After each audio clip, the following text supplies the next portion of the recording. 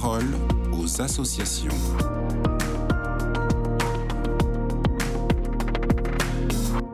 Jean-Charles Meyer, bonjour. Vous êtes le directeur de la communication de la Société de Saint-Vincent-de-Paul qui lutte contre la pauvreté partout en France.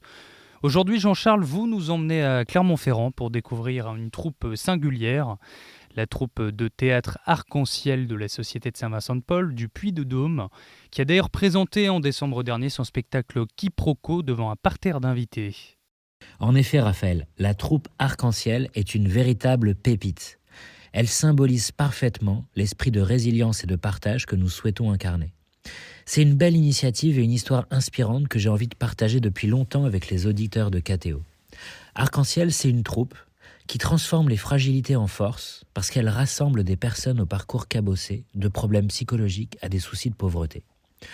La magie de cette troupe, elle réside dans son incroyable capacité à transformer des défis personnels en moments de pur échange et de création. Parmi les étoiles de cette constellation, il y a Fatma, Akima, Nicolas, Pierre et Malcolm. Ils ont 20, 30, 50, voire même 90 ans et tous, ils brillent par leur engagement et leur passion. Depuis plus de 10 ans, ces comédiens amateurs se réunissent chaque samedi dans un petit local d'une paroisse dans le centre de Clermont-Ferrand. Ils travaillent une création différente chaque année. Tout ça sous la houlette bienveillante et énergique de Jocelyne. C'est une super bénévole dévouée. Elle a l'art de transformer avec eux, l'espace de quelques heures, les difficultés de la vie en un moment de joie, de passion et de création. Cette année, la troupe a joué Quiproquo, une pièce spécialement écrite par Jocelyne.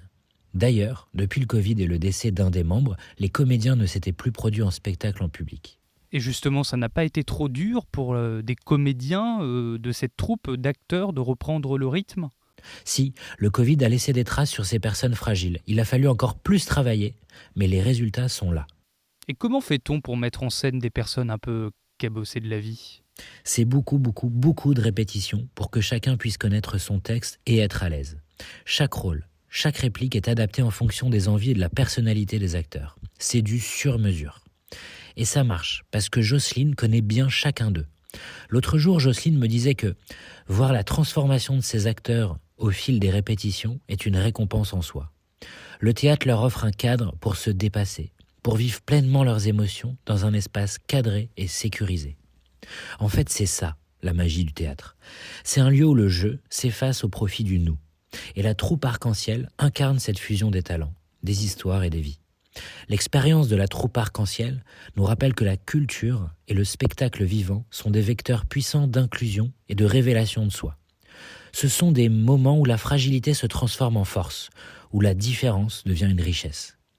Avant de conclure, j'aimerais rendre hommage à ces acteurs, à Fatma, Akima, Nicolas, Pierre, Malcolm et évidemment à Jocelyne, sans qui rien de tout cela n'aurait été possible. Leur histoire est un vibrant rappel de l'importance de l'art dans nos vies, de sa capacité à nous unir, à nous élever et à nous transformer. Merci beaucoup Jean-Charles Meyer. Je le rappelle, vous êtes directeur de la communication de la Société de Saint-Vincent-de-Paul.